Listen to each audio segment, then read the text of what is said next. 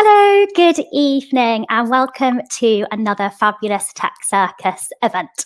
Tonight we are celebrating International Pride Month, and I'm so proud of my colleague Will, who is quite new to the team, who has kindly put together a super cool panel for this evening. So a big shout out to Will for his first event.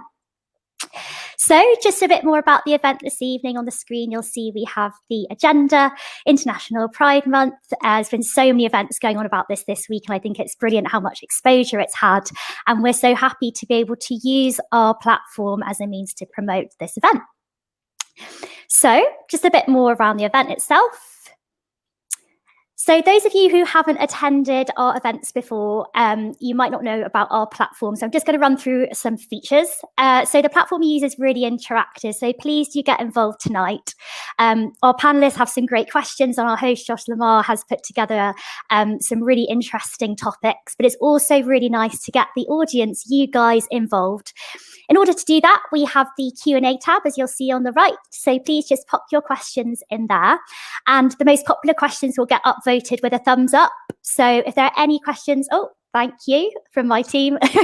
Any questions in particular that come up that you really feel you want answered, do upvote them. And Josh will do his best to get everything answered, probably towards the end of the evening. We also have some polls that will come up throughout the event. So this is ones that you can just click on that will take you through to links and various bits and bobs. Just another way to interact with you guys this evening. And in addition to that, we also have handout section. So this is just for some further reading to follow up after the event later on or during the week when you have a minute. So just moving on now to a bit more detail around us. So we're really busy at the moment, Tech Circus. But a bit about me, I'm Izzy. I work on the content team with Will, the colleague I've mentioned, and Miles as well, who has been busy focusing on our upcoming NFT conference, a whole new avenue that we are exploring. And we've really been utilising the fact that we're in the online space. We've hosted over 140 events now. So we are pretty much a whiz at hosting online events, but super excited to be hosting physical events. Everything cross later on in the year. In order to keep in touch with us, find out what we're doing, the best way is through our social channels, and our marketing team is super. They have been now running our Discord channel. So this is a really great way to join our community. It's a means to find out what's going on within UX, product and design. We also have Tech Circus, our Twitter account, our Insta account, our Facebook and our LinkedIn. And please do follow our hashtag as well tonight, which is UX Crunch, which ties to all our other UX Crunch events. More than welcome as well, if you're signed up with us, to hop on to Tech Circus TV and see events that we've held recently, such as last week I hosted a whole event around human-centered design, which was super fascinating. And a big shout as well to all our speakers who put in so much effort for our events. We've really kept this community going through such a strange time, and we'd like to use this opportunity to say thank you for those of you who put together content, put forward other speakers, and have just kept us going. Your loyalty is indispensable to us. So thank you so much for that. Another exciting part about tonight is that we have a new sponsor on board, QTBI POC Design, which stands for Queer, Trans, Black, Indigenous People of Colour. They're a non-profit organisation based in the US, and they provide free and accessible design education. They've also got a current UX bootcamp course which is going on, which is to train designers from underserved communities. So this is actually quite a nice way to just sort of promote them this evening, give them a bit of a platform as well. And there's a pop-up here as well, so you can register your interest. And Stephen is so hands-on. I'm sure he'll get back to you straight away with a bit more detail around that. But it's nice to have this this new sponsor on board, and big thank you to you guys out there. I hope you're listening in from the States and looking forward to this evening as well. In line with that, we also have a bit of an interest in charities this evening. So our host, Josh Lamar, had a really super idea alongside Will, which is a way that we can align with charities around our events. I think it's all fair and well we host an event like a one-off one like this, but it's good to keep that consistency, keep that exposure and keep that visibility. So we've got a few charities here that he's kindly suggested a bit more interest in. And if you'd like to know more about them, in the handout section, there's a bit more info. And I'm sure if you link in with him as well, I'd be happy to follow up probably tomorrow after a bit of a late evening around these charities, so you can find out more perhaps be connected with the relevant people there. It's just another way for us all to kind of, expand our communities, especially whilst we're all still kind of tucked away at home. I'll just give you a bit of info around those as well as I got you all here. So AQT supports LGBTQ people aged 16 to 25 in the UK who are experiencing homelessness or living in a hostile or abusive environment. We also have Shout Out, which has a link as well in the handouts, and they aim to improve the lives of LGBTQ people by delivering educational and capacity building workshops. So really hands-on, really practical to secondary school students, teachers, parents, youth workers and workplaces on queer issues. And last but by no means least, we have the It Gets Better project. Again, the link is there if you want more details on that one. And this exists to uplift, empower and connect LGBTQ youth around the globe. So 3 really incredible charities. Thanks so much, Josh, for those suggestions there. Looking forward to reading about them more myself, actually, and hopefully collaborating a bit more around those in the future. So alongside all the events we've been doing, the conferences, the community events, we've also been looking at new avenues that we can explore. And in particular, we have found that our conferences are a great opportunity for recruitment. We have a very big community now. Alongside our membership of 60,000 practitioners, we've expanded globally over lockdown. So recently we held our Global FinTech Design Summit. We now have a database in the APAC region, something we would have not necessarily struggled to do, but would have found a little bit trickier with physical events, with the traveling, the time and the cost and everything. So by expanding that, we've expanded our recruitment leg to the business. It would be great if you guys want to get involved in that too. If you're looking for a new opportunity or you're looking for someone to join your team within UX, product design and other areas such as mentioned NFT, we can do that for you. So please get in touch with us. We can give you a few more details around that, either myself or the Tech Circus team. And from there, hopefully you find some more fit for your team, as well as maybe the opportunity for yourself. And last but not least, we also have another side that we're doing. We're very busy here. We're a small team, but we're busy. We also can help put together events for you. So with the experience we have as the team, and as mentioned, how many online events we've held, we have a real wealth of experience. We can deliver something from inception to completion, and nothing is too bold. We like to go bold here. So if you've got some ideas, you want to put them into practice, you need a bit of advice on anything, or perhaps you see an event like this evening, you'd like to do that for your own company and have some suggestions for either side, please do get in touch with us using the pop-up there. There's a free consultation. Be a pleasure to chat to you guys, see what you're up to, especially now we're leaning more towards the hybrid events and the physical events. Be good to have a bit of a brainstorm too and see how we can help you out. And here we go with the next conference. This is something I'm spearheading myself towards the end of September, which is really cool, really new, exciting, upcoming conference. We haven't held this conference before. This is all around business and design. So we're looking at the relationship of business and design, the maturity of the designer. What skills do you need? What business acumen do you need as a designer to get a seat at the table? This has stemmed from conversations we've had with designers internally over the last year or so, before I was joined as well. And there's definitely a space for this. We feel that design needs more of a voice, and that designers, those sort of practical skills, those practical frameworks in order to progress within a business environment. Had some really cool conversations, really looking forward to putting this together. We're looking to launch towards the end of the week next week with our initial speakers and agenda. So about 3 months away. It'd be safe to have you guys involved. Do join the mailing list using pop-up below. And also if you're keen on participating in the event, currently doing lots of discovery calls and putting some feelers out there. So please don't hesitate to reach out to me on LinkedIn, and I'd be more than happy to set up a call and see what you're interested in putting forward for that. But yeah, should be really cool towards the end of September, and also looking at doing workshops following that as well. So again, sticking with our really practical educational frameworks.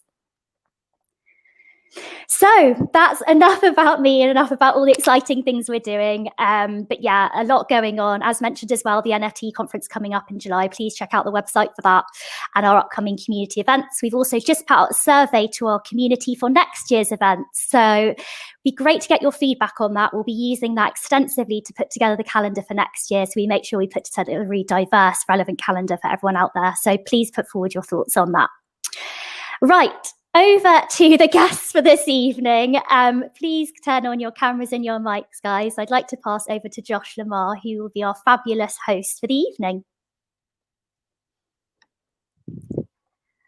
Hi, Josh. Hi, Izzy. Thanks so much for all of the introduction and information here. While everyone's getting their cameras on, I just want to call out a couple things. Number one, if you haven't seen the share your LinkedIn place, a lot of us have already put ours in there. Please reach out to me or add all of us because it's really important to have connections with people in the industry. And a lot of these events are just amazing for developing new relationships. Also, there is in the handouts tab some links to some of the other charities we're going to be talking about. So just calling that out there. And I'm going to introduce myself, but I also want to start a poll. So if you can, the poll will pop up. It's going to ask you how you identify here in the audience. We just want to understand who you are and understand the makeup of who's listening, because we want to understand as well, because this is going to be really, open conversation about things that are maybe sometimes are difficult for some of us. And it's completely okay if you don't want to answer that poll as well. Don't worry about that at all. All right, I'll let you crack on. I'm very keen to just stay because I'm interested to see if I'll be listening on the sidelines. But have a lovely evening, guys. Here if you need me. So much, thanks so much again. Have fun. See ya. Thank you. My name is Josh Lamar, he, him, and I am gay, and I have been gay my whole life, and mostly out in the workforce. I worked at Microsoft for over 12 years in Seattle, and I am currently based in Paris, France. However, right now I'm actually in Seattle again. I am a UX researcher and UX research manager, and now CEO of Authentic UX, which is a research company. The charity that I wanted to call out is called the It Gets Better Project. And I wanted to call them out specifically because I remember they started right around when I was 22, 23, and I had a really, really difficult time coming out. I grew up in a really conservative Christian house, and then it was very, very difficult because I was not okay with myself, and I didn't know anybody else that was gay at all. And it was really hard for me to understand, who these other people are and how I was going to be. And my first Pride was when I was 23, and I was like, oh, wow, how is this? And I had to really figure out who I was going to be. But the It Gets Better Project has a lot of videos from people, famous people, not famous people, everyone around the world. And it's a message of hope that you don't have to feel alone and that there are other people out there like you. And that was exactly the message that I needed at that time. So that's why I wanted to call them out specifically. So now I'm going to have our other panelists introduce themselves. Aoife, let's start with you.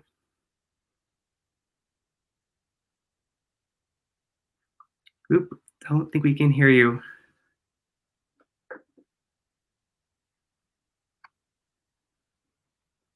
Yeah. We'll go on. Madalena, how about you go next? Sure, no problem. I hope you can hear me, right? Yes. All right, nice. Hi, my name is Madalena. My pronouns are she, her. I identify as a transgender person, and I live in New York City in the United States, Brooklyn, technically, in New York City. So my role in user experience design is I've been working on UX for the past 15 years. I am an independent contractor for many, many different tech startups and organizations over the years. I work for products such as ZocDoc and Trillion, and I also have a consultant, design consultant with organizations such as the United Nations. I'm also the senior director at Startup Bus. Startup Bus is an entrepreneurship bootcamp and is an international organization. We have our chapters here in the United States, Mexico, but also in various places in Europe, such as the United Kingdom, Spain, Italy, and like Germany. And every year we have like hundreds of people gather together. We put them on when they sign in for a competition. We put them on buses, and over the 5 days, they had to put a company together from scratch while on a bus. So they did figure out their pitch, their product, and build the design and code in real time, and then finally pitch to investors. So it's pretty cool. Please check it out. Another organization that I love to pitch is Start Out. It's a LGBTQ entrepreneurship association based in the United States, and I'm one of the programming board members. We organize events and talks to promote diversity within the entrepreneurship community to help drive the economic empowerment of our communities. So my pleasure to be here, and looking forward to speak more on these topics next. Thank you. Christoph, how about you go next? I knew you were going to pick me, and I was like, how can I possibly follow Madalena with all those cool things? Hey everyone, I'm Christoph. My pronouns are he, him. I identify as a gay man, although I didn't know that until 13, unlike you, Josh. Seems to have known a bit earlier. I am from Glasgow, but you can understand me, so I don't have a very strong accent anymore because I've lived in London for the past 8 years. I am an experienced lead at an organization called Zone, which is owned by Cognizant, which is an international consultancy. And I've done a lot over my time. I started in startups and marketing and figured, well, I can just make a good product and then I won't have to sell it to people. That's kind of how I got into UX basically, and worked at a bunch of agencies and client side since. And on the side, up until recently, I was the head of digital experience at Pride in London. So I had about 40 volunteers, devs, content creators, designers, all sorts, all volunteering their time to make Pride an amazing experience for people digitally. The charity that I nominated was AKT for very similar reasons to Josh. So AKT, as we went over before, is a charity which helps people who are homeless, or young queer people, or at risk of homelessness.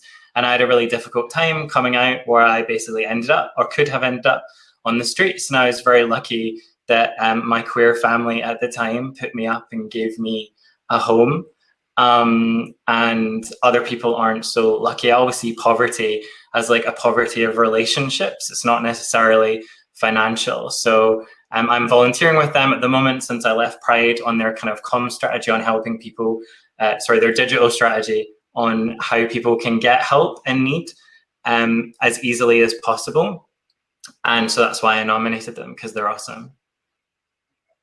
Thank you. Enter. Hey, hopefully I'm also audible.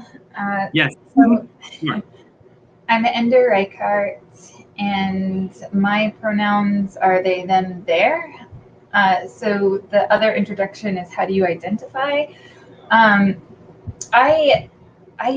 do not like the identifying aspect of queer culture and LGBTQ and B, but I am a non-binary person, and I have a variety of things that I would put forward as how I identify myself in various contexts. But in this context, I'm a non-binary person. And so my location, I'm currently in Seattle. I'm glad this event was not yesterday when it was 100+ degrees and no air conditioning. Josh is shaking their head, so yeah. And then my current role, I'm a UX researcher at Google, and I've been here for about 1.5 years now. and I'm really excited for the discussions to be had. Thank you. And I think Aoife was having some technical difficulties. So as soon as Aoife is back, we'll get their introduction. Oh, baby. Let's see. Can you hear me now? Yes, we can. Welcome, Aoife. Okay, I don't know how stable this is. Like everything just shut down. So I've missed everybody's introductions, which is a bummer. Have I? How late am I? I'll continue. So my name is Aoife O'Dwyer. Until this shuts down again. My pronouns are she, her, and I identify as pansexual, or more often as a queer fat femme. I'm based in the southwest of Ireland in a place called Limerick, and I'm creative director with a UX agency.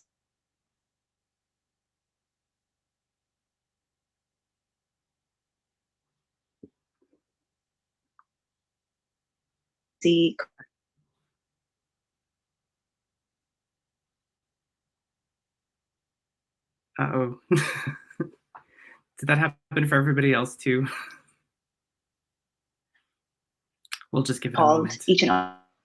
Hi, Aoife. It's just Kira in the background. If you can hear me, if you just want to turn off your camera and just have your audio feed coming through instead, that would be perfect. Might just help stabilize your internet connection a little bit more. All right. Thank you.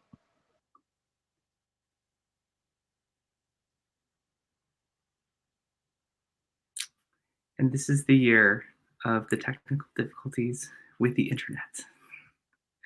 Aoife, you may continue. Just jump in because I can't see you. Otherwise, we'll just give this a moment. And I'll also call out that if there are Q&A, I was just taking a look at the poll, and we have a real diverse group of people today, so that's really exciting. And I'm especially glad that we are really diverse, because the world is diverse, and this is a new world. And I wanted to start our discussion off by really talking about what Pride even means right now, because we just went through this year of being in COVID, and Pride in 2021 is a different thing than it was 5 years ago, 10 years ago, 30 years ago. So what does Pride mean to each of you? And I'll have all of the panelists kind of share a little bit about what it means to them. Does anyone in particular want to go first? I'm gonna call on you like in class. Christoph. I want to go because I feel like Madalina's going to have some amazing answer again, and I don't want to follow that. This was a really difficult question for me as someone who volunteered at Pride for 4.5 years. If you'd asked me maybe 6 months ago what Pride was, I would have been like, it's an event in London where we have a parade sort of thing. But actually being outside of it for a few months has kind of made me think, and also not having it, I guess, has made me rethink what it means, as you said, Josh.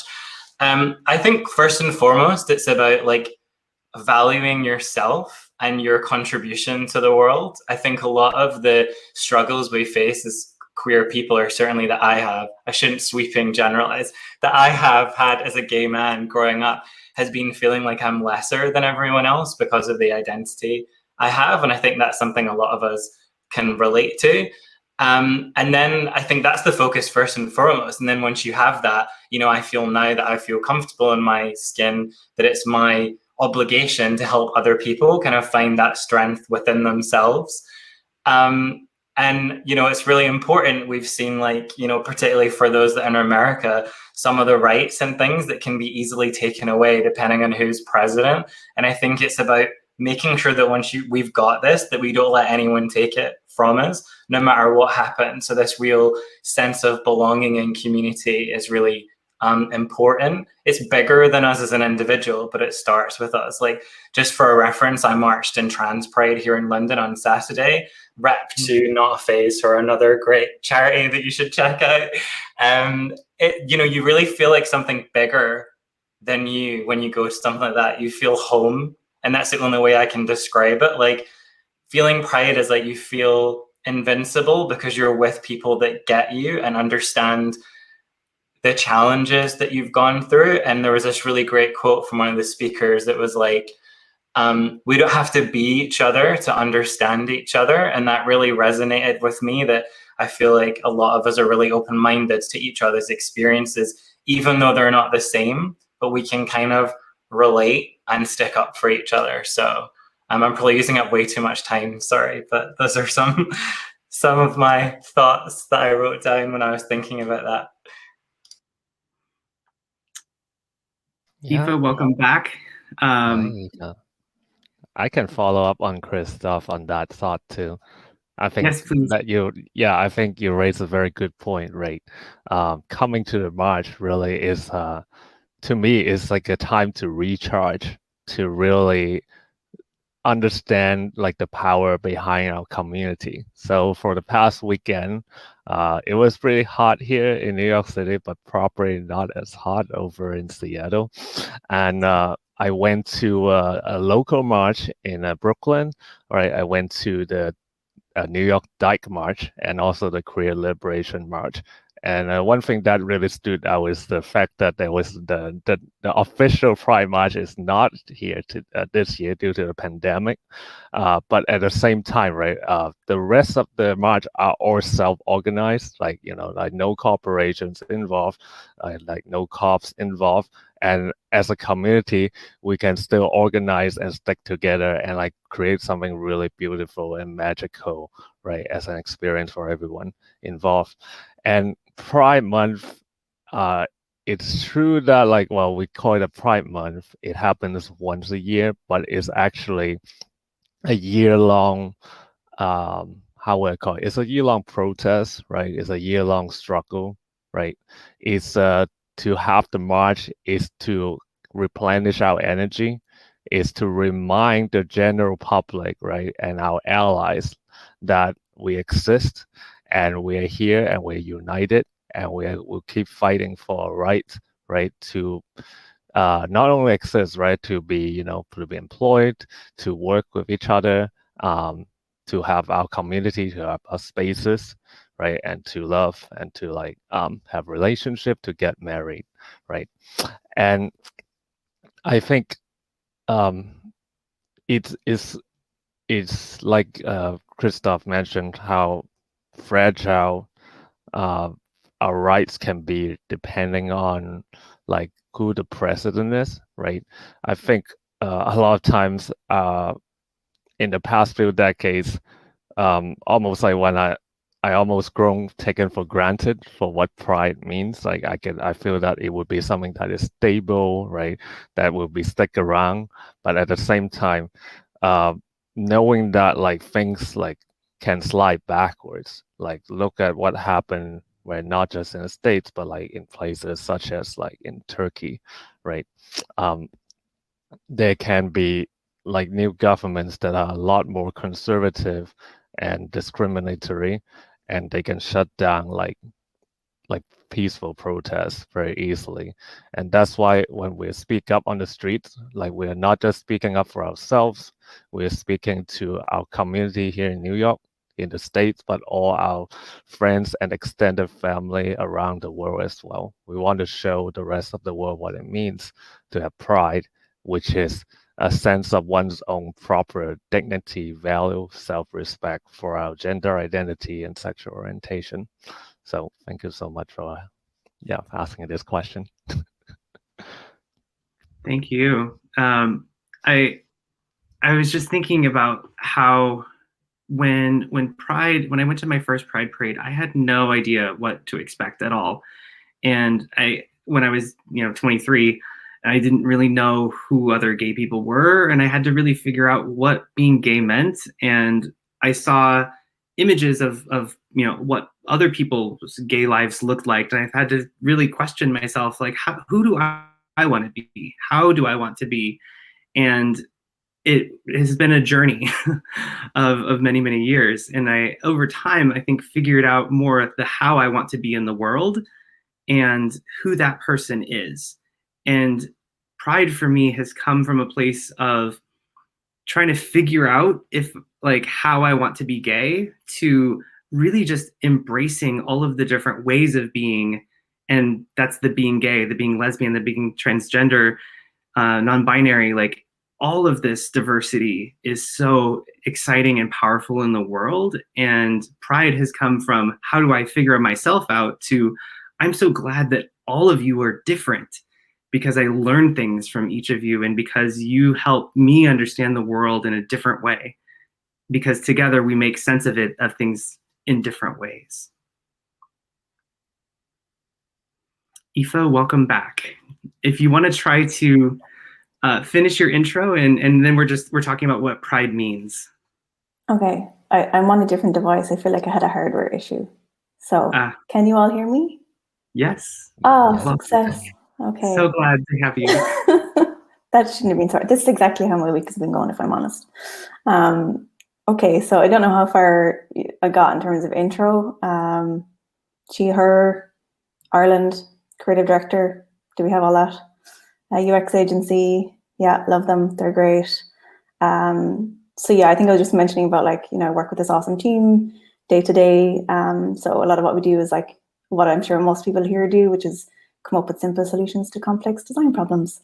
I also kind of function very much as like a brand guardian for our clients. My design superpower is definitely, helping brands to like showcase themselves to the best, in the best way possible in digital platforms. So that's kind of where my role within UX in the industry is. I'm also a big fan of communicating visually, which basically means I use a lot of emojis and animated GIFs in my day-to-day. And I'm also really into design communities, inclusive leadership, internet culture in general. And actually the charity that I wanted to highlight tonight is the Shout Out charity. So I know there's a link there in the handout section. They're a great group. They work with, primarily they work with like within like, secondary or like high school settings where they're doing workshops and educational programs with students and teachers and yeah, service providers. So people directly in the community to help educate them about LGBTQIA+ issues. So yeah, I think they're great. Working mostly in Ireland, but definitely check them out in the handouts tab. In terms of Pride, I missed the start of this, so maybe this has already been covered, but for me it is like around, being visible and vocal. And, part of that, what you were talking about, Josh, around first discovering who am I, what does this mean and how do I exist? And then embracing that and shouting about it and being proud. I think the other half of it as well is the activism side of things, just being conscious that there's still a ton of work that's still left to do. Like actually, I pulled this up because I found these stats today, which were, they put a bit of perspective on like Pride is about joy, absolutely joy for queer people and embracing who we are and our wonderfulness. But it's also, look at this. So like same-sex marriage is only legal in 29 out of 195 countries. That's just under 15% of the world. Boo, not good. 69 countries have laws that criminalize homosexuality. Transgender people have an average life expectancy of 30 to 35 and lower if they are a trans person of color. LGBTQ+ members are 5 times more likely to attempt suicide before the age of 25 or get called a slur by a random stranger on average twice a week. Like, that's no fun. So I think for me, Pride is about 2 things. It's joy and it's activism. Yeah. Thank you. Ender, what does Pride mean to you? Hey, I'll be as succinct as possible for the sake of time. I'm relatively new to gender identity and queer discussions, so it hasn't been something I've really mulled over to a large extent, but Pride I see as, in similar to what Madalena said, this call to action once a month where private identities, private discussions become public, and it's an opportunity for people such as myself to remind the general public where these aspects of our lives are not in an everyday part of discussion or visible, are made visible and made apparent, and it's a time to learn about others, to learn about the different intersectionalities that shape their current experiences and the trials and tribulations that they might face, but also to learn about other options, other opportunities, other ways of being that, again, to kind of echo what you were saying, Josh, that you might not have known were an option prior. So really a time for me to be educated, to learn, to gather information, but also to share and to know that it's a safe time of the year for me to do so. And I really do appreciate there now being a month and not just an event or a day. So I really think, like, maybe in the future we might not need a Pride Month or Pride event because it will have expanded to all of the year. Like, we don't have to call out a particular point in time that it's safe to talk about this stuff.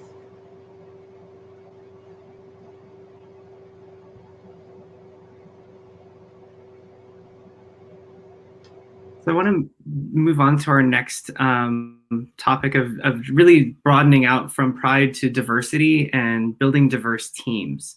And I think part of this for me is coming from post Black Lives Matter and Stop Asian Hate, and now we have Pride Month, and we're in a different place this year because of these elements of what happened in the world. And if we come back to this idea of diversity and in our workplaces, what is diversity in the workplace, and how do we support diversity of all kinds when we're building diverse teams and working with others that are diverse? I want to invite Christoph to share a little bit first and talk about what that means to you and how this manifests. Yeah, that was definitely going to be my first caveat. Like, this is my interpretation of diversity and inclusion. Only as a white cis gay man, which is potentially the least important opinion on this, but I do have a lot of experience from volunteering at Pride and creating a really diverse team that really thrived. But I think the first thing to just call out is, like, so many people are talking about D&I at the moment that it's a bit of a buzzword. And I am not convinced that people are doing the legwork that's involved behind it. So I just wanted to call out, some actionable things that I think people viewing can take away from the chat that have worked for me or work for Zone, where I work at the moment. First of all, you need to ask, why do you care about diversity? Diversity is a statistic, but inclusivity is so much more important to me because it's you giving those people with all those identities a place where they feel like they belong. And that's really what it's about. It's about the people that work for your organization or volunteer in the case of Pride. It doesn't matter what a report says. If you have a great culture, great people will come because it's really open and inclusive. That's what I believe anyway. I think something that a lot of people, particularly Pride, missed is the recruitment process. So, where are you looking for candidates? A lot of people will just post on LinkedIn or, a job website, but who's looking there? These sites all have audiences. And if it's a white middle-class audience, then that's all that you're going to get applying for your jobs. And in your job ads, I did this great I Am Remarkable training. A woman, Kaylee Ridd at Zone, did this training from Google, which has some amazing statistics around gender neutral language and job specs. So I'd encourage you, if you are in recruitment or working to write job specs, there's various checkers online to check the language you're using, because it can be very off-putting to people that are not straight white men to apply for things. Things are very masculine and overemphasized what you actually need to do the job and what you can learn in the job. There's some really interesting stats around, who would apply for a job if they didn't meet all the criteria. And it was 96% of men and something like 50% of women, and even less for women of color. So it's really important to consider that if you want to encourage more applicants, even without changing anything other than your job spec language. Something I was really lucky was early in my time at Pride to find people that felt the same as me. So look for people to hire people that value different points of view, that will openly have debates and discussions with you and not, try and shut people down or whatever, because those are your advocates that are going to go out. They're going to share, I guess, kind of like I'm doing today, right? Talking about what Zone offers and what a great place it is. And maybe some people might apply to work there that are on this. We've got such a diverse group of people in the poll. And so going and show how your organization is useful for that community or a place where they can thrive. So there's, in the UK, there's groups like, I know there's some people from London in the chat, Intertech, Lesbians Who Tech, Out in Tech, particularly for queer people. There's these groups for every community. Get your organization there and contributing to those people's lives, and then they will go and see you as an ally. And if you can't get to events, like obviously we're all stuck at home or whatever, and maybe people can't organize, these events, as you've seen with Aoife's computer, it could be technically difficult. Do like some blogs or do a white paper, or come up with a concept of how something could work, a problem that's going on in your area, your country that might affect that community. Trust is earned, and you need to prove to people that it's a safe place for them to join. And when I look for a job, I very much look and see if they've ever even done anything for Pride and what their policy is on, talking about politics and stuff like that. Like, people see human rights as political. Just look at what's happened with UEFA and the football and lighting up the stadium. I never thought I would reference football ever, but here we are. To feel safe, you have to be able to talk about what's going on, right? I have a couple of other points, but I don't want to use up all of the time, Josh. Can I quickly go through the others, if that's okay? Yeah, of course. I want to highlight one thing that you said, which I think is really beautiful. This idea of like diversity as a statistic, but inclusivity is a different way of approaching it. And I love this idea of really shifting the conversation towards how can we be inclusive instead of how can we just make sure that we have different statistics around diversity. That was really, really cool. It's a good segue into what I was going to talk about next, is like, if we think about how we approach design problems, we test and iterate and measure, and we need to take that approach when it comes to like what we do with organizational change as well. I think often places I've worked, particularly around D&I, it's like it can take so long to change anything because they try and change everything at once, when actually chipping away and letting people see that you're listening and changing stuff is actually really valuable.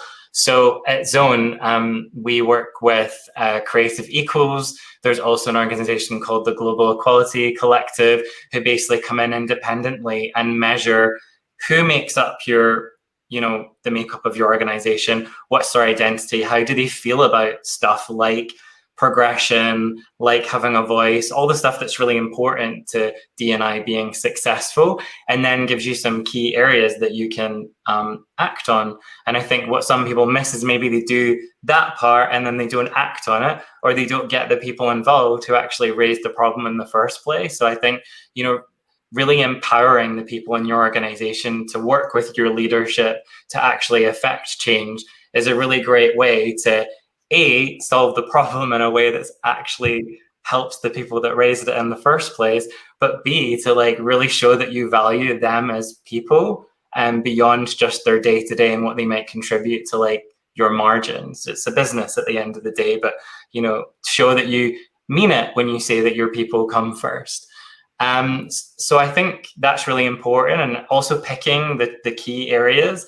Like, also you can get some of these surveys and be like, there's so many problems. It's like, and a lot of organizations are facing that because they've never approached it properly, and that's fine. This is a journey. You're just starting out. Don't expect to be like on the Stonewall 100 list next year for just tackling D&I, starting out now. But as long as you go through that cycle of keeping on testing, getting the right people involved, changing stuff, and then testing again, you're on the right path, or at least you'll learn what's working and what's not working. And then the third thing, just to finish off, is obviously I've spoken about people, and I'm a huge believer in nurturing junior talent to be a huge driver of D&I, which is being missed out. Like, particularly at Pride, looking for someone coming in. If you want to have a diverse board, but you acknowledge that there's no opportunities for people in other organizations, how is that ever going to happen? How is someone going to come to an interview and outshine another candidate if they've not had the opportunity elsewhere? So I think taking in junior talent, creating a really clear framework for how they can progress, and teaching them skills which maybe other people don't need to know. Like, I really feel like people that maybe grow up white middle class in England anyway. I should say the UK, I'm from Scotland. You have skills on how to influence people and win them over and talk about your opinions that maybe other people that are maybe working class or, you know, didn't go to uni, they haven't learned that. And we shouldn't only take people in that have gone through this like cookie cutter path of what it means to have a career. That just doesn't make any sense. If you value diversity, but you don't value the starting point of where people have come from. So like as a manager or mentor, I'm very much there to help people figure out those gaps and share my experience and help them take on kind of what I have found. And I think the main thing is if you are a manager that's watching this or on the call or whatever, just having this unquestionable belief that the people you manage or mentor can do amazing things goes way further than anything you could ever teach them. You know, I've had one really amazing boss, and it's supercharging me to do stuff like this and believe that I have a point of view and something valid to talk about. And it's meant more than anything about feedback on a design or a chat I had with a client or anything. So I think that's important because that activates those people to talk about what matters to them and feel like people will listen and champion themselves and others in the organization. So just to finish off, like as I said, you just have to start. That's the main thing. Just start and keep going. Like if you take anything away from this, just do it. Keep talking about it and think great things will happen. So sorry, that was probably a bit longer than you were expecting, but hey, I'm a more... I love it. I love the ideas. And Ender had a good question they added into the Q&A. Do you want to just ask your question, Ender? Yeah, and it looks like it was somewhat echoed also by Alina in the Q&A, but essentially, if you're at a larger institution or where you have to work sort of top down to encourage the allowance and time to focus on educating and learning about diversity, equity, and inclusion and its relation to a workplace type setting, how do you encourage the organization to make that place and time and safety for education and learning? That's a really good question. I really like. It's really links back to what Madalena was saying around pride. You know, like we have power in numbers. We have power in the community we have. So I would advise anyone that's working for a large organization, if you don't already have like a community for LGBTQ plus people, then be the person to start talking about having one. And when you present the views of 10 people rather than just your own to your leadership, that's way more powerful and way more difficult for them to disregard. I'm very lucky that Cognizant already had Embrace, which is their LGBTQ community, but I've also formed one its own. So the relationship is like Cognizant owns us, but we're kind of independent. I don't know, some of you have probably worked in that weird environment. So we have a group and a Slack channel where we share resources. We talk about things going on in the world like football, unfortunately, but when things happen around that, we talk about it. And then together we're flagging stuff to leadership that we want to see change. Something as simple as like adding pronouns to our Slack bios, like things like that. To us as queer people, it's like, this is just the foundation, but we have to acknowledge not everyone is there yet. And, you know, I've been also very lucky to be given time at our organization company meetings to talk about some of this stuff, where you're not taking time out of, you know, out of anyone else's other day. You've got a slot and you've got 15 minutes and you can use that how you choose and follow up maybe with some resources elsewhere. I kind of use that time to pique people's interest. So similar to the stats that Aoife was sharing, you know, you get people's interest by, you know, it's hard. I got really upset delivering the training I did earlier in the month with the team, because when you, as a queer person, realize how different people's lives are in other countries, like about people being attacked or murdered just for walking down the street as themselves, That's really hard to talk about, but it's needed to get people to listen and engage with you. I'm not saying go really dramatic with it, but try different communication strategies, I guess, organize yourself and think about, I guess, as I mentioned, what are the key things that you want to see change, and focus on just a couple of things rather than going at your leadership with this massive list. So we've kind of like prioritized together of like creating resources about what queer identity is, so people can understand when we have like pansexual, demisexual, non-binary, all these phrases that straight people generally don't know what these words mean, available so they can go and look, give them a taster. And also I'm being a kind of conduit between that wider cognizant group. But yeah, does that answer your question? Organize yourself first and foremost, and then pick priority things to change and come with solutions, not complaints, I guess. I've been the person in my organization for like, why are we not doing anything for Pride, rather than being like, hey, here are some ideas I have for what we could do. So flipping it helps. Thanks, Yeah, thanks for those ideas there. Madalena, do you have a comment?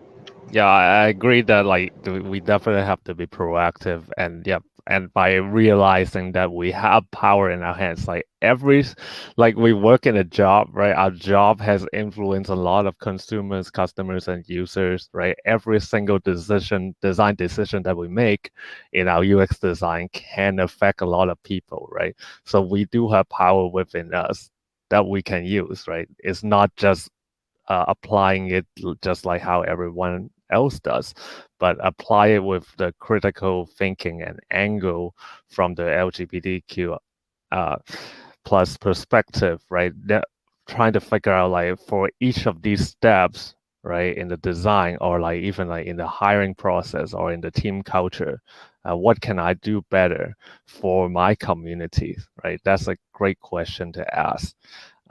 I know that like not a lot of us may have like a hand in the hiring of our teams or company, but I think like as we are promoted, right, as you're like a designer that is promoted to a more senior position, that you will be dealing with more operational or strategic things rather than just like independent contractor work. In those cases, like you might be asked to do some hiring and making some choices, right? And there, once again, right, you have the power to change things and make things better. I do want to add one thing that was about well, how do you pick how do you like have more folks who are like from our LGBTQIA community that to be hired to be involved in our community, right? I think a very common term that people say is they call it so-called pipeline problem, right? So that like you can have the most like welcoming super highway that allows everyone to drive into, but you have no roads to lead to that, then it's kind of useless, right? And a lot of times when people talk about the pipeline problem, they just blame the roads that lead to them that are not complete, but not what they're doing. When in fact, right, when you're trying to recruit people, like how we do in Startup Buzz, when we recruit participants to our competition, is that for underprivileged communities, you have to do the extra legwork, like whether you like it or not, right? But you have to do it, and it is about not just building the pipeline, but also building the culture. And it's something that you need to keep reminding your team members when they're doing the hiring that you need to keep practicing it, or other it will like atrophy. It's not just about like getting a quota, right? Having a set number of how many like queer people we want to hire in a company. That's totally wrong because that leads to tokenism, all right? But it's about expanding the net of the people that you want to reach, right? So like it's not just about reaching out to our usual channels of hiring or like recruiting people, but it's to reach out like communities, boot camps, schools, right, that are specialized in different like minority or underprivileged communities, right?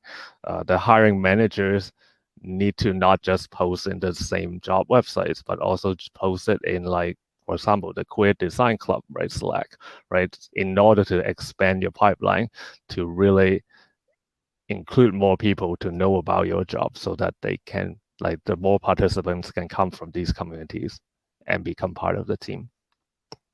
Yeah, this is a good segue into our next topic, which is looking at the role of diversity and pride when it comes to leadership positions in companies. And I know, Madalena, you had some things you wanted to share on that topic as well. There's one other thing I wanted to just mention first, which is this idea of you find what you look for. And as we grow up in our communities and in our different corporations that we work in, and we start looking for being more inclusive, we find that. And when we are starting to look for more queer people and wanting to hire more diversity into our organizations because we value that, or we value inclusivity, we find that. And I think that's each of us has a role as we kind of grow up in our companies and our careers to really go out there and try to find those people, because if we don't, who else is going to? Yep. Like, we have to build our community within our companies as well, right? Yeah. Yeah, so I can talk a little bit about leadership, right, in as a queer person, as a transgender person, right, and how what we can do, like, for diversity and inclusion. So so leadership roles, right, whether we like it or not, is still a largely male, cis male, strict dominated area. And for people like me who are, like, transgender or gender non-binary, our exposure is, like, barely existent, right? When you look at the statistics, right, as of January 2019, only 24 companies in the S&P 500 in the United States have CEOs that are women, and that's just 4.8%, right? Out of all Fortune 500 company CEOs, there's only one transgender person or non-binary person that is a CEO that I can know of, and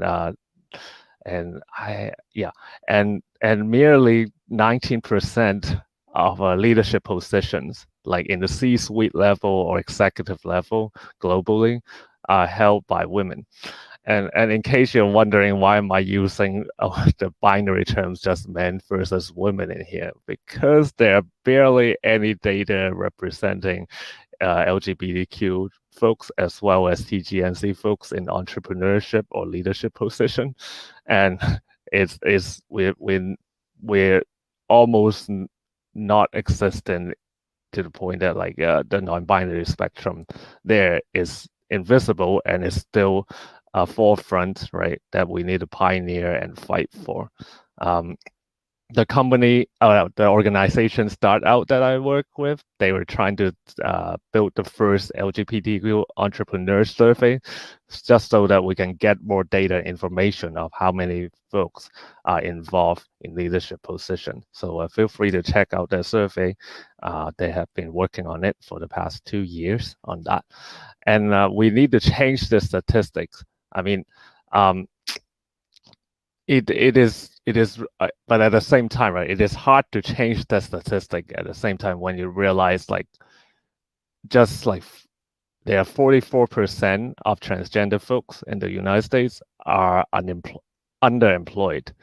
And if we're still struggling to, like, find shelter, how are we going to think about being a leader in a company or being an entrepreneur that can spearhead our own company, right? We need more support and help from our allies and different associate communities to, like, keep building, like, lifting up each other, right? To help to strengthen our representation in leadership roles.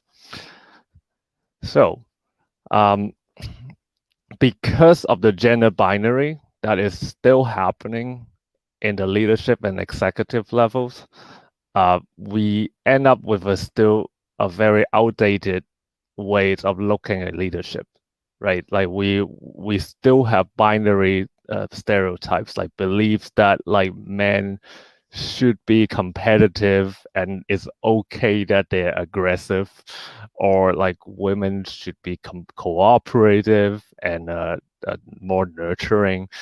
But at the same time, right, that is so outdated, right? When you also look at the gender non-binary aspects of it, leadership should not be a gendered thing, right? It shouldn't be a gender quality. Leadership should be a common human quality, right? Like critical leadership qualities such as like self-awareness, empathy, intuition, like the ability to relate with your employees and your team, right? Openness and transparency, all these things, right? And also like the courage to fight for something, right? That is important with your moral boundaries as well as like your emotional intelligence. All these qualities are inherently genderless, and it shouldn't be like assigned to either like male or female, right? And our presence in leadership roles can help break those stereotypes and change the culture, not just for us, but for everyone who is involved, right, in leading or like managing the teams and companies. So I would really like recommend, right, anyone like who wants to take on that challenge, right, to really step up, right, and become a leader within the company or community. Even if you're not promoted, right, like how what Christoph has suggested, you can still start your own community within your company, right? And that's how you also can become a leader as well. So it is like, yeah. And I feel that I'm very fortunate to be promoted as like a director at Startup Bus. It is not easy, right? It requires like allies, like already like understanding our culture to be part of like company first before I can even be promoted, right? So this is like the accumulation of us being in leadership position is accumulation of all the work that has been done in the previous generations of LGBTQIA folks who are also in leadership position to help each other and over the decades. So we should not let go of our power, but keep building on top of it and help lift each other up. Thank you. I wanted to ask Ender, I know we've talked about some of these ideas as well. Like, you want to share any of your thoughts on this? I mean, I'm biting my tongue for the presentation, that topic that I'm assigned towards the end around empathy and UX. And I've written a Medium article on like my perspective of gender identity and how I would desire there to not be a need to use that as an identifier, that we could essentially do away with binary gender identities and gendered sexuality. Binary sexualities as well, but that wasn't a necessary demarcation of the self.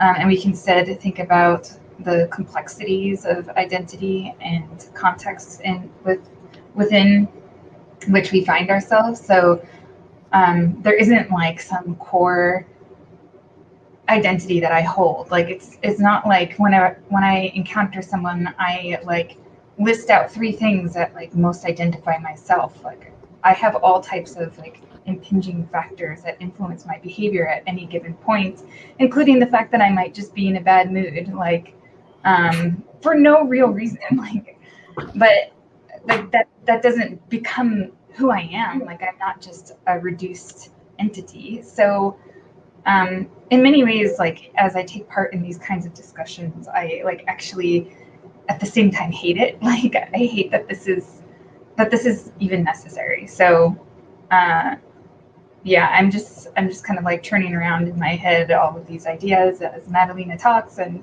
as others talk, like not knowing where to enter into the conversation without being a negative force. Aoife or Christoph, any thoughts you wanted to add here as well?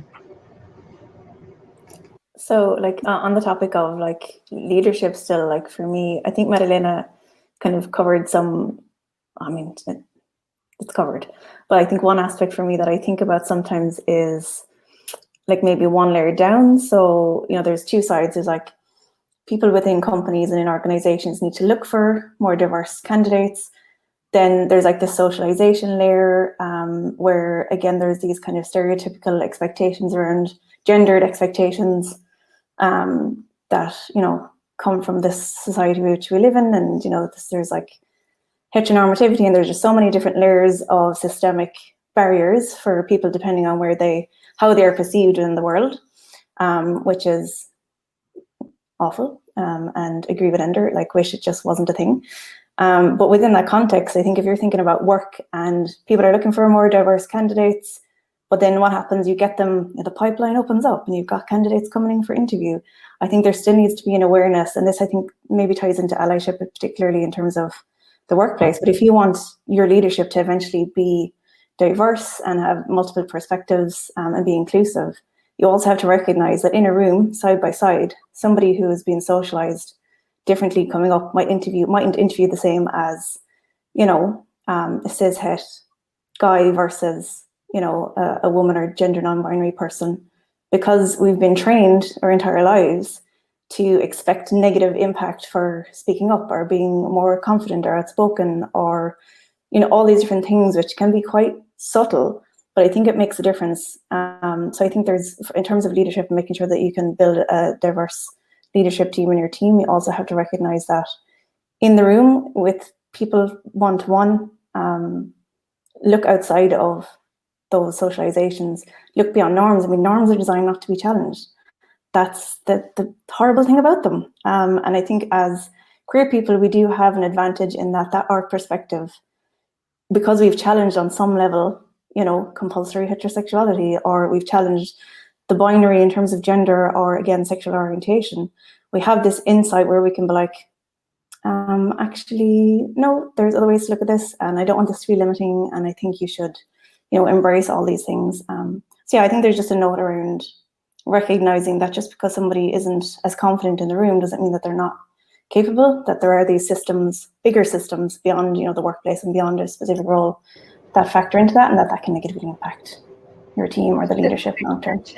Like there isn't some uber evil force out there that is like creating these norms or creating these systems of discipline and practice. They're perpetuated by ignorance and perpetuated by a lack of discussion around alternative ways of seeing and doing. And so it's really about like it takes this intentionality that we're exhibiting here to to call attention to the ignorance and the stupidity of like ways of being that are systematic, and start driving a different approach and articulating that.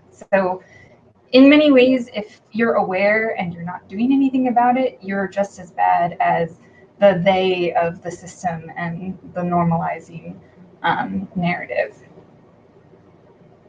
Yeah, I mean, silence and inaction perpetuates the inertia, right? And that, like, there are actual evils out there, right? For example, you look at like all the media properties by the Murdoch Corporation. Deep breath. but a more common form of evil, right, would be just good people not doing anything, and that's like inertia, right? Like nobody doing anything.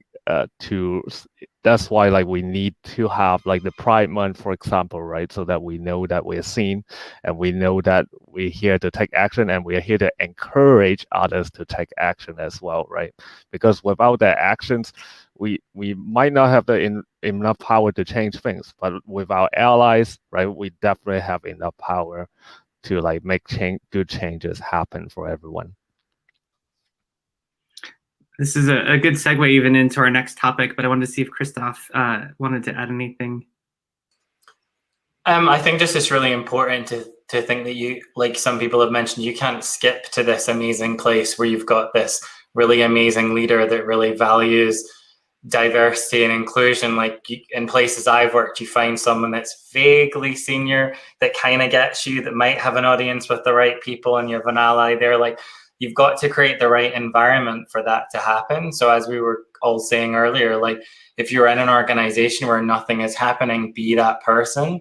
Like equally as a queer person, you're also responsible for your community. Obviously, if you're dealing with other stuff and you're not ready right now, like I'm not saying like you have to go, but start talking about it with people you trust, even have one-to-ones, coffees or whatever, and let other people know what's going on and stuff that may have happened, and they may take it on. There's lots of ways to go about it. But I think until you have people, you know, talking about hiring, because you know, getting that leadership, you need to hire the right people, either in those positions or more likely people that can be nurtured into getting to that level of experience. Everyone in your organization needs to be trained on how to conduct interviews. And, you know, we do unconscious bias training at Zone, which I learned a lot about as someone who's done loads of interviews. I was doing this thing where after an interview, I would talk to the person about the candidate, and when it was spelled out to me, well, that's where someone could influence you by making some biased comments about them. I was like, oh yeah, I've literally been doing this for like 5 years of hiring people. So we have an applicant tracking system where we just go in and add our rating and comments and don't even speak about it, and then you get a much more accurate perspective on those people. But also, I think just to add, LinkedIn is tracking like who is applying and who's rejecting job offers or who's being rejected, who have identities. Like this is a design challenge. If any of you out there can think about it, how do you ask people for these identities before they owe your organization anything? Because it's useful for you as an organization to know, like, we literally have no transgender people applying ever. Why is that? Or everyone that does apply rejects our job offers. What are we doing wrong? Like, if you don't have the data, how can you go and investigate it? And I think a lot of people feel inertia because they don't know where to start because it's such a beast. So if anyone has any ideas, like I've posted my LinkedIn, would love to hear it. But that's a problem we're trying to think about at the moment, is during the hiring process, how can you get that data so that you can get these leaders in? And if they don't take the jobs, you find out why. It's a great question, and as a business owner who's gay, I would actually prefer people to hire people that are gay, lesbian, non-binary, transgender. Like I want to find you, and I want to hire you in my company because I have this ability to hire people. So reach out to me. My LinkedIn's in there. Reach out to me. I don't have a job right now, but I definitely want to be in touch with more people in the community to, give more people a chance. Can I just have one more comment? Sorry, before we move on. So I think something really important, particularly as gay men, Josh, is that you don't automatically have someone's trust just because you are part of the community. There are so many racist, misogynist, gay people in this world that just by saying that, it doesn't give you like, oh, we're going to be BFFs now. Like you still have to show them why your company culture is great and how they're giving people like them opportunities, not people like you. So I just wanted to flag that it should all be about the candidate and not just your experience. Totally. And the way that we talk about these things is really important. And this is leading us to our next topic, and Aoife is going to talk about inclusivity and exclusivity of language. Yeah, there's so many things we can talk about around language. And I think some of them have been already, touched upon today already. So for me, there's a few layers. So there's, like Christoph already talked a bit about, job specs and the kind of hiring process and the language that you use when you're reaching out and trying to attract candidates. Then there's another layer, which is within the workplace itself and, the language that's used there. And I mean, essentially, like what this is like we're talking about microaggressions, because I think that's fundamentally like a lot of people, they don't intentionally, well, some people do, but in a lot of cases, if somebody is using language that's, exclusionary, it's not always intentional. But I think there's a thing here for me around, your impact is always going to be more important than your intent. So if it's hurting somebody, you should pay attention and you should correct it. So again, like language, like I think it's something that can be tricky. Like there's still stuff that I work on, and that goes to that previous point as well. Is like just because you're part of a marginalized community or identity doesn't mean that you can't also oppress other people. So there's these kind of levels of, identities and language and how you interact with people and how you refer to people. And I think, obvious ones are pronouns or misgendering somebody. Something that I think certainly that I've struggled with, or that I'm, increasingly trying to be more conscious of, is assuming. So I think this is something that we all do to a certain degree. When you meet somebody first, you make some assumptions around gender, around pronouns, potentially around sexuality. It's not always very visible, but then there could be other identities that are, impacting what assumptions or biases are informing how you're going to speak to and about those individuals. So I think in terms of those types of phrases, it's like equating the word gay with stupid or bad in some way. That's kind of something that's thrown around pretty casually. Or there's certain terminology that can be, really othering, depending on, what your identity is.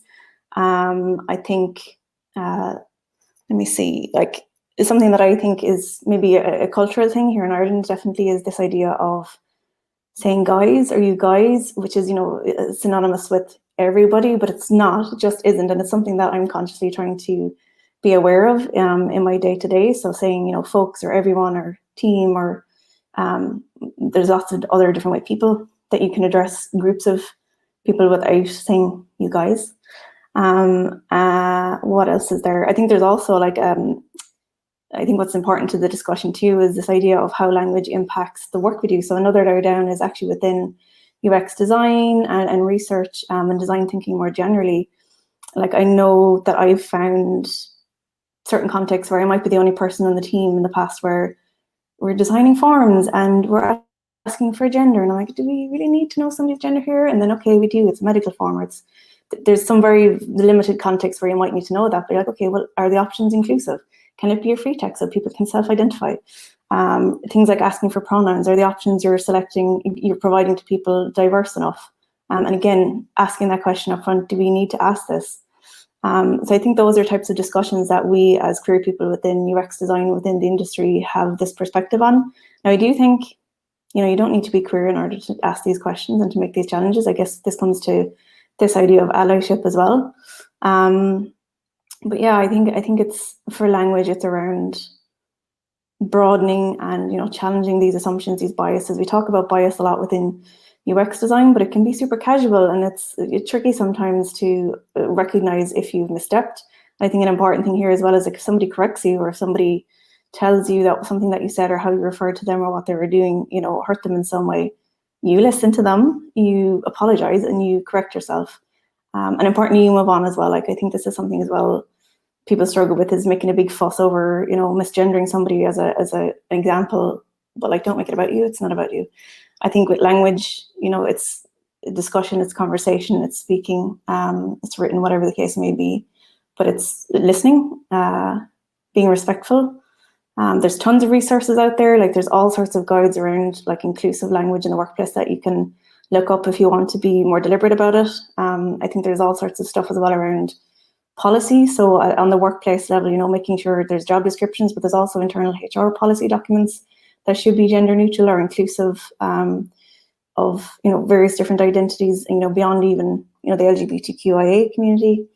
But yeah, there's so many layers to this, I think. But I think the important point is to recognize that, one, as a queer person, you have this opportunity to be the person that voices and speaks to, correcting or offering alternatives to different language within the work you're doing on a design level, within your organization. And I know it can be scary sometimes to speak up, especially if you're not out maybe at work. But again, this idea of you don't have to be out to ask for these things. and to push them. And this is something we've been talking about all evening as well, is like be that person that can take action, but importantly listen to the queer people around you as well. I'm gonna leave it there. There's so many things.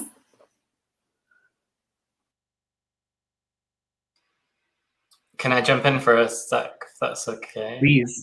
I just think it's really worth acknowledging. Like, I think everything you've said is really on point. I just wanted to acknowledge how scary it is.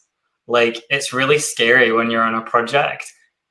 And I was on a project with this, like, Genomics England, with doctors with 35 years experience, and I'm saying they don't need to ask for gender or sex or whatever. And, you know, it's scary because these people are professionals, and I just think it's important to acknowledge that. And that it's also hard if you're not comfortable with your identity in your workplace in the first place. It kind of goes back to, like, there's this foundational thing of you having an environment where you feel comfortable and confident in your skin, that you can do your best work, and as Madalena said, like, have an impact on the rest of the world and with your design choices.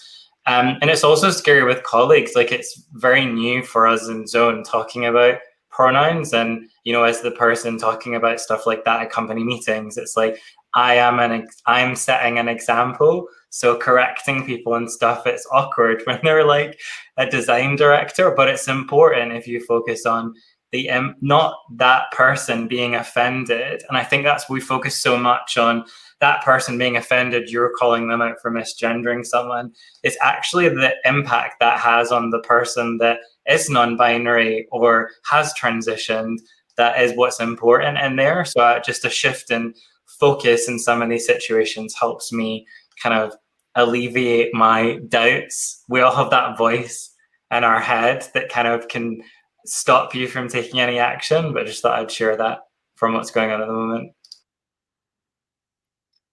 Will asked an interesting question in the chat here about what do you think the UX community could do to make language more inclusive? And I think part of this too is how can we as UX people help? I mean, when I do the UX for that, I always, for like any user experience, right, we have to set up a design system, or at least like have some sort of a brand guidelines to follow, or help set up the brand guidelines. And when I talk about brand guidelines, right, it's not just color, logo, and typography or iconography, right, but also it's like the copywriting, the language, the tone, right, the feel, the choice of photographs, and so on, right?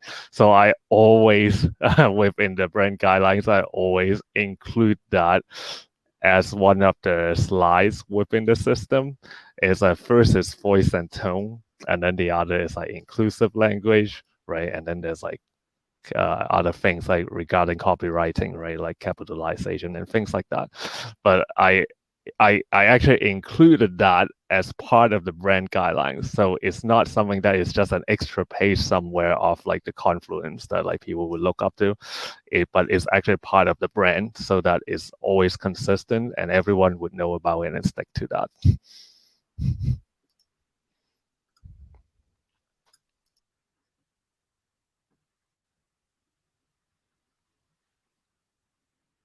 I want to move on to our final topic here with Ender on challenging this concept of empathy that we have in UX. Yeah, it's kind of a good segue at this point. So there's a lot of discussion, both broadly and also within UX, around bringing empathy to the user, doing things like inclusive designs that are empathetic towards user needs.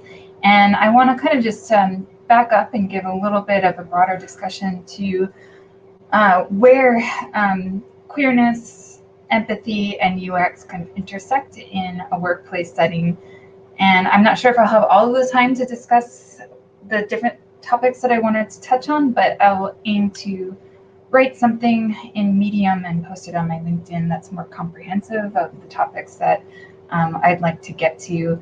So just kind of broadly, given the extreme polyvocality of queerness, I think it's pretty apparent that queer is a culturally relative term and way of being. So what it means to be queer in, say, Burma is going to be very different than what it means to be queer in the United States. And even within a country, you will find a variety of ways of being and thinking about queerness. So there are multiple meetings around identity, around the practice and politics, and even the study of queer, and all of those can coexist at the same time. And depending where you go and what place and time you're in, there will be different versions of what it is to be queer. Like in our coming into being stories that we've all sort of touched on at some point in this talk or in other talks, you'll hear conversation around, I just didn't know it was an option, or there wasn't a viable,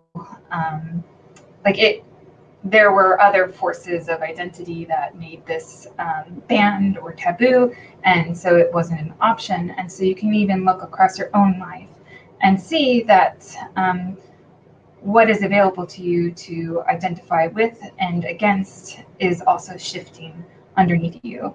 And so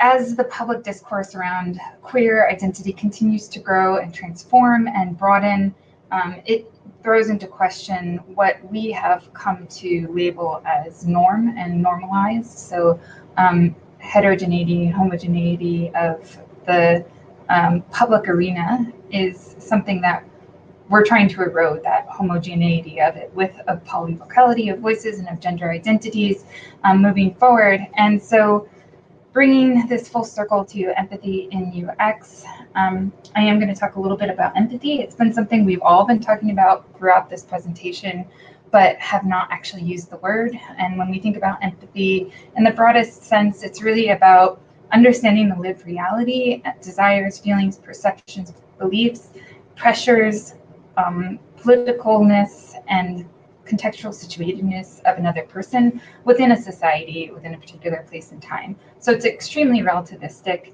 and also unachievable. So we as humans are unable to ever experience empathy with another person to the fullest sense. Like, I cannot be Josh, I cannot be Christoph. I cannot understand to the full extent what it means for you to be a gay man in the United States today.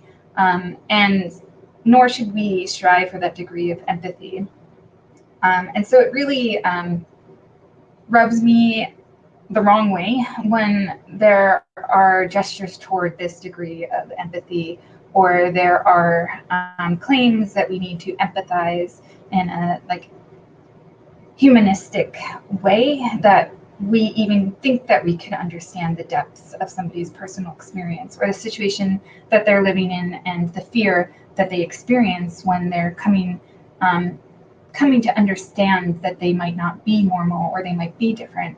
And really just recognizing that is essential to even be open to empathy to the degree that we can. So when I think about this in the context of UX during this month of Pride, I really have been disappointed with empathy in UX. By and large, when I see empathy practice, it's so locally applied to the situation of a user's engagement with a product or a service, and there is no even attempt to bring in the broader person, except for maybe if you're looking at personas, but that's so saturated with this idea of marketing that it's almost offensive and stereotyping. And I think the word tokenism was used earlier of your user and their diversity. So in short of tossing the term away and throwing it out, we should at least be very clear around what type of understanding we are driving when we're talking about empathy in UX, that it is very gated, it is very narrow, and it does not bring into the conversation all of those intersecting values and variables that influence an individual on that day when you're collecting that data. And the only thought that I can have, that I just started to dig into this topic over the last week in lieu of this presentation, of what would it mean to practice queer UX. And when I say queer UX, I'm not saying let's all celebrate being queer and in UX. I mean, let's think about what is the principle of and the driver of queer identity and queer politics. It's about subversion of standard normalizing practices of heteronormativity and providing an alternative way of being, of practicing the self in a social setting and driving broader adoption and understanding. And so if you look at that within the workplace and within the practice of UX, you can start to think, what are those normalizing practices in UX? What are those always in the back pocket expectations of, you know, I am going to bring the emotions and feelings of the user to an otherwise sterile, objective workplace setting that is void of emotions, and I'm going to articulate what it is that the user feels, where the frustration and pain points are in a user engagement with the product, and open the stakeholders' eyes. And like, that's what it is right now. And I'm wondering, like, where can we go even further? Like, what would it be to radicalize UX with queer UX, and even like make the stakeholders the source of emotion and demonstrate that the user is battling with the stakeholders' emotions or the workplace emotions, or thinking about different ways of identifying with the user or even identifying the users. It's been something that, I don't know, it sounds sexy and exciting, and I don't have the answer to it yet, but it was really enervating to start to explore this possibility when I was preparing for this talk.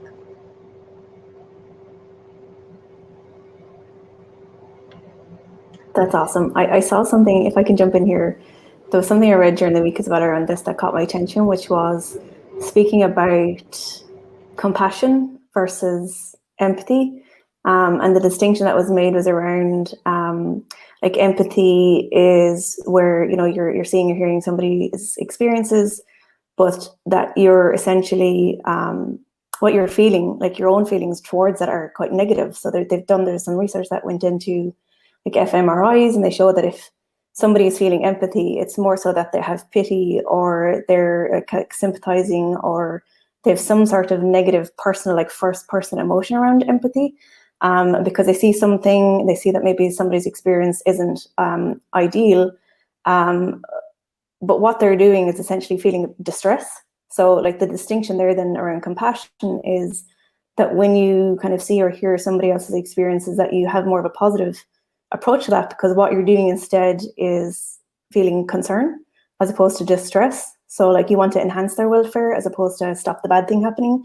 You want to make good things happen. So I think that was an interesting distinction around like empathy and compassion and the mindset of how we approach these. And I guess it goes into language a little bit too, but how we approach these types of problems, or how we look at different people's experiences. I thought that was really interesting.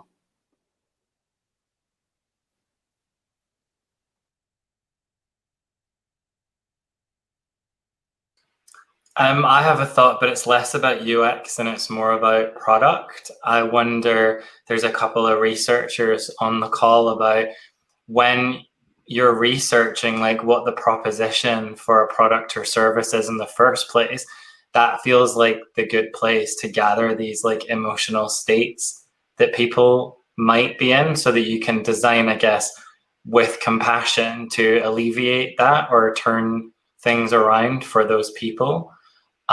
So, you know, when you were speaking, Andor, I was like, I don't know what I would do if I was like already had a really, like, as you said, sterile brief about what screens are needed and what fields are needed and stuff like that. It's like, actually, when you're forming what you're doing in the first place and how things are prioritized, I guess, as well. If you're talking about, you know, the product life cycle, what things are getting to what things are the rocks in that prioritization session, then, you know, what would those rocks be for queer people in products and services that we might work on?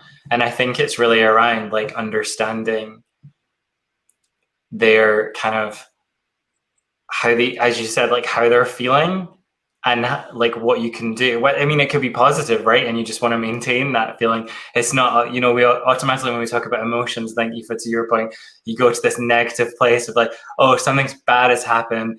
I want to fix it. Like as a UXer, I want to fix everything. But sometimes things don't need fix. You just need to not lose their trust. Like anytime I fill out a survey and it's like, what is your gender? Male, female? I'm like, I don't even want to give you my time anymore. And this doesn't apply to me personally, but you know, you take on stuff that you learn about other communities as well. So yeah, I just thought product is probably a really good space for that queer thinking as well. I know Ender has to jump off to another call, so I just wanted to thank Ender for your thoughts here and also give you a minute to add any concluding thoughts, and then we'll go around with the rest of the panelists to share any concluding thoughts next. Sure. Concluding thoughts, I guess I also I want to say, like, as UX researchers or as UX professionals, we don't have to be the stewards of like all of human emotion and all of diversity, equity, and inclusion, that others are just as beholden or just as blind if they don't realize that they're already bringing the subjective into the objective, or the political into the non-political space of the workplace. I've never experienced a workplace setting that's not political, actually. So I guess my concluding thoughts are,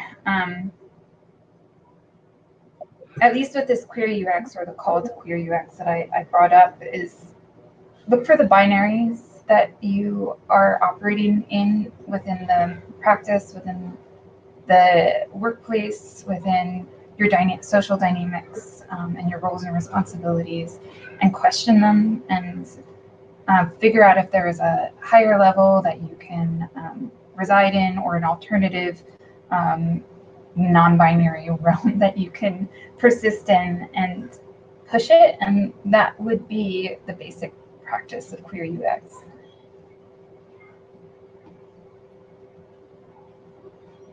And that is all, and I will sign off. Thank you, and I Ender. thank everybody for their conversation and engagement, and please feel free to reach out to me on LinkedIn, Ender Reichert. Thank you. Goodbye. Goodbye. Goodbye, Ender. Thank Stay well. you. Who would like to share the concluding thoughts next? Madalena? Oh, okay. Well, I was actually trying to add some thoughts on the topic of empathy as well. May Yeah, I? please. Or do we still have time to do it? Yeah. Yes. So yeah, earlier we were talking about the difference between diversity and inclusion, right? And there's a quote by that is pretty famous. Like that is pretty much quoted around a lot of these DNI talks by I don't know how to pronounce her name, but I think it's it was the VP of Lorna Myers. I think I butchered that, but that she is a VP of inclusion at Netflix, and the quote was that diversity is being invited to the party and inclusion is being asked to dance. But it's actually not just that, right? Inclusion is not just about being asked to dance, but it's actually not just being asked, right? It's to be dancing. And actually, it's not just about sharing space, but it's about sharing power, right? So diversity is being invited to the party, but inclusion is almost like to become like part of the member of the party planning committee, right? And that's real inclusion right there. It's not just being invited to the dance floor. It's that I can actually be involved, have the power to change things for the better, right? That's true inclusion right there. And that goes back to that question about empathy, right?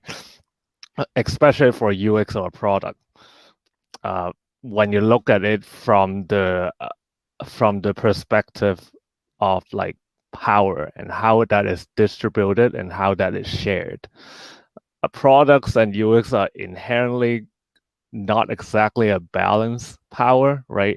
We are here to provide a solution to a problem that users have, And a lot of times they felt powerless, right, before they get the solution. And we're here to empower them by providing a solution that we know how to solve, and they don't. Or we're providing convenience that they have a pain point with, and by that we empower them to do things that they want, like for their lives, right? So there's like inherently some level of power imbalance right there, right? Like when a user fill in a survey and we ask them what their gender is, it's like we are limiting their choices, right? We are deciding what their choices are, right?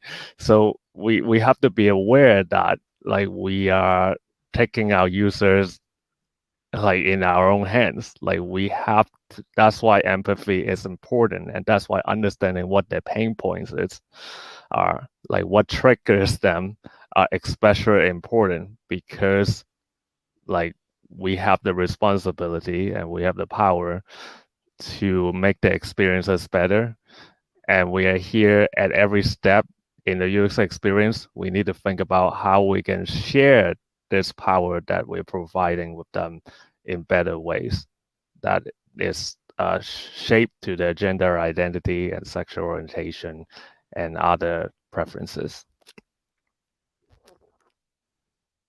I hope that makes sense.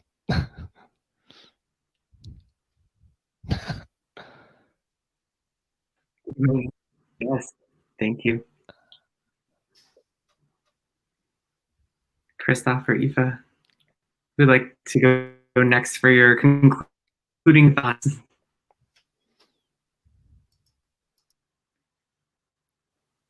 I can go. I'll call on Aoife. Yeah, can you hear me? I think maybe things got a little bit. Yeah, okay. So this is kind of triggered a lot of like by what Enda was talking about and what Madalena was just talking about there too. So for me, like in conclusion, like what I'm thinking about now is this idea of, queer in design, and like what can we do within this community, within, the design community in particular. And I was thinking of, well, every revolution needs, imagination. And I think we as designers have this wonderful skill set and power and opportunity to help, use our powers for good. Like we can help imagine what the future of this industry is. So I think for me, it's like that kind of note of, we talked about action and we've talked about allyship and we've talked about different experiences on kind of individual and group levels. But I love this notion of let's get together and figure out what this future looks like. It doesn't have to be part of the binary. It doesn't have to conform to the norms that we have right now. And I just really love that. I just feel like that call to arms from Enda. I'm like, yeah, let's do it. Let's build a revolution in queer design. I'm in.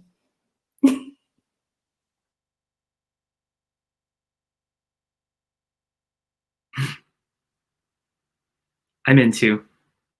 Thank you. Christoph. Hey, yeah, I'll join your queer design of the future squad as well. Yes. For me, I think like the biggest thing that has resonated with me is like power and who has power and how you get power. And I just want to kind of call out to anyone on this call that's watching or that watches the recording that you already have power in you. You just have to take it when the opportunity arises. It's really up to each and every one of us to further the queer agenda, whatever you want to call it, for people like us that are maybe not even born yet. Like everything I do is to try and make the world a better place for someone like me that's going to come up, right? And we all should take that on. And it's scary, but be a part of communities like Queer Designers of the Future or whatever, and you realize that there's people like you doing the same thing. Share your experiences, talk about it. Like I seen a question in the chat of like, what if your bosses are two cis white gays and you're the only queer person and you have these other identities? Like, you're special. You are not a cis straight white man. You have a perspective that is going to take them years to get, or they might never get it. I would never change being gay for anything in the world. I love that I've broken out of this bubble, and the sooner you recognize that you have that value, like kind of what I was talking about in the beginning, the sooner you will feel empowered to change things for others. So I'm sure all of us that are on the panel and people in the audience, like if you need anyone to talk to, advice, whatever, not advice, mentoring, hate advice, want people to listen, then reach out. But yes, you've already got it in you what you need to make a little change, however small. So just do it. And that's what leadership is, to Madalina's point. You're a leader just by standing up for what you believe in. You don't need reports. You don't need to own a company or be a CEO. Like, leadership is a state of mind, not a hierarchical structure that capitalism has told us what leadership is. So yeah, that's a few final thoughts.